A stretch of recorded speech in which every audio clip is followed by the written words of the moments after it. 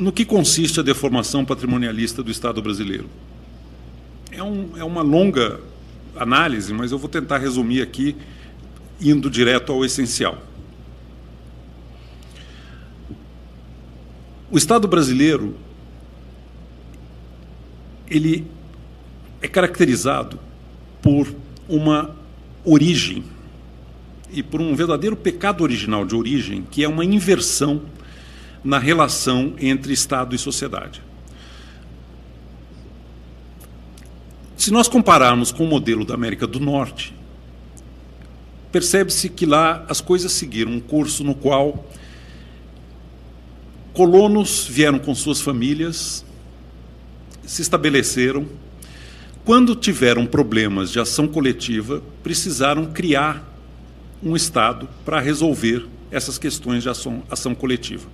Ou seja, a sociedade civil precedeu o surgimento de um estamento público, de um órgão público que foi criado para servir a sociedade. Não é o processo que predominou na Europa, onde você tem toda uma transição complexa de um modelo feudal para um Estado burguês, e a formação do Estado passou por um momento de absolutismo, mas no modelo da colonização da América do Norte nós temos uma situação em que sociedade civil precede a formação do Estado.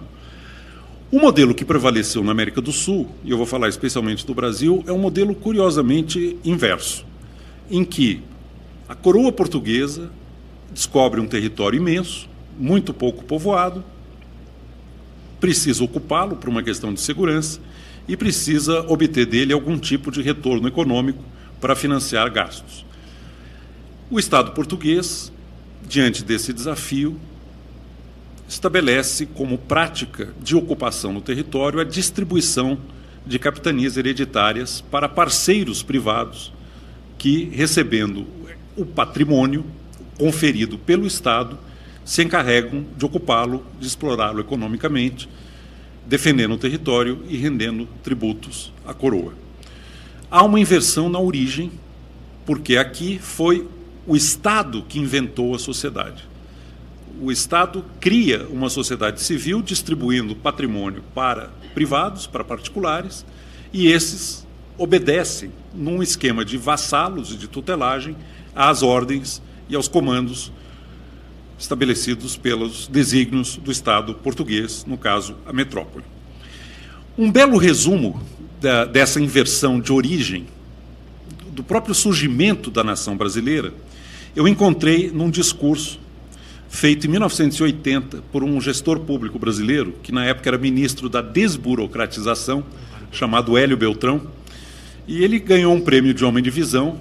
Eu li isso na época, quando foi publicado no jornal em 1980, e eu achei tão impressionante que eu registrei, e eu vou compartilhar com vocês aqui a síntese que o Hélio Beltrão apresenta dessa inversão de origem que marca a trajetória do Brasil como nação. Abre aspas. A verdade é que o Brasil já nasceu rigorosamente centralizado e regulamentado. Desde o primeiro instante, tudo aqui aconteceu de cima para baixo e de trás para frente. Quando Tomé de Souza desembarcou na Bahia em 1549, nomeado governador-geral pelo regime absolutista e centralizador vigente em Portugal, já trouxe consigo um regimento pronto e acabado, elaborado em Lisboa, que representou, na verdade, a primeira Constituição do Brasil.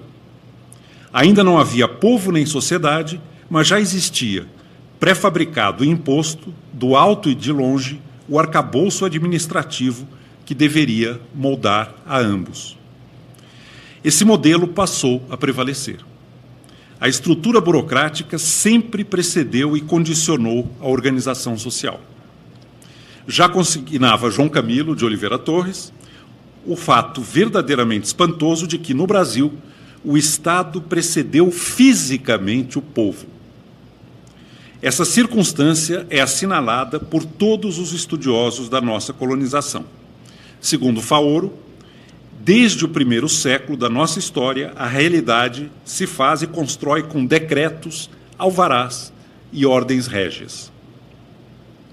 Tristão de Ataíde vai mais além.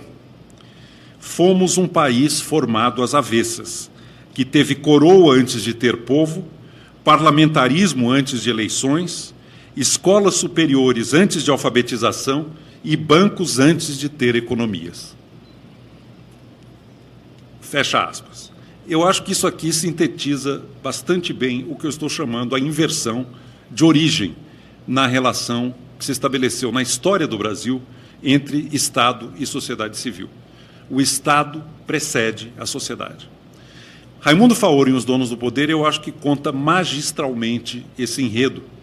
E os donos do poder remetem diretamente ao conceito de patrimonialismo, porque, afinal de contas, o patrimônio fundamental é o poder, a posse do poder, e ele mostra como, de forma espantosa, esta relação permanece ao longo de 5 séculos na história do Brasil.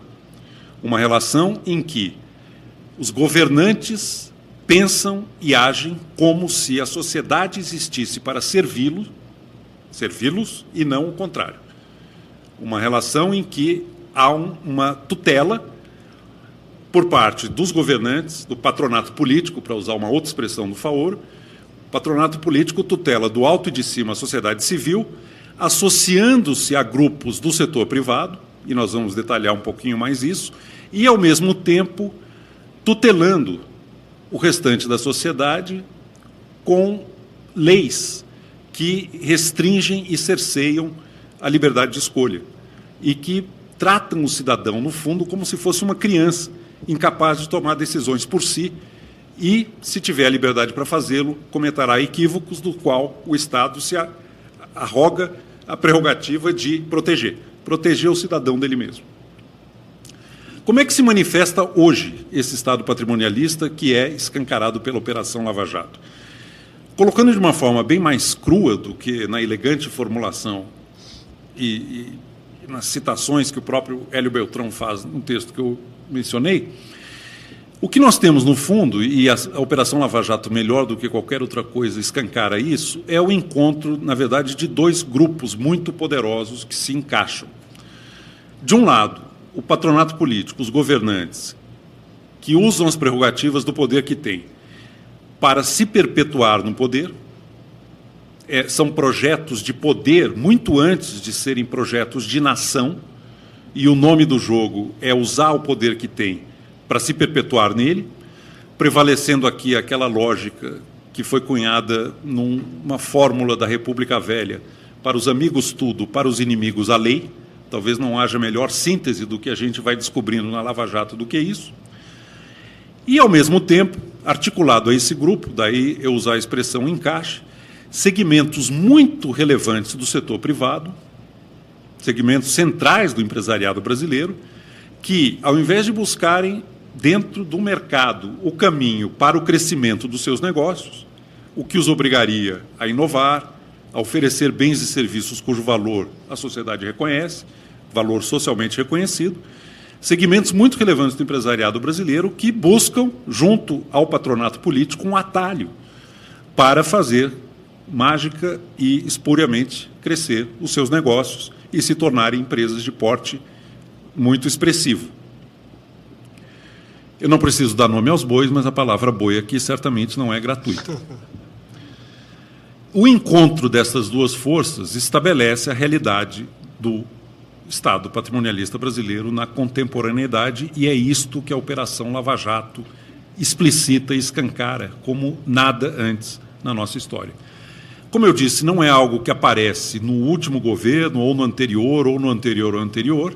É verdade que há exacerbamentos e recuos desse modelo patrimonialista, mas é algo que nos acompanha, como Faoro insiste e revela com muito detalhe em Os Donos do Poder, é algo que nos acompanha desde a nossa origem, onde prevaleceu essa inversão na relação entre Estado e sociedade civil.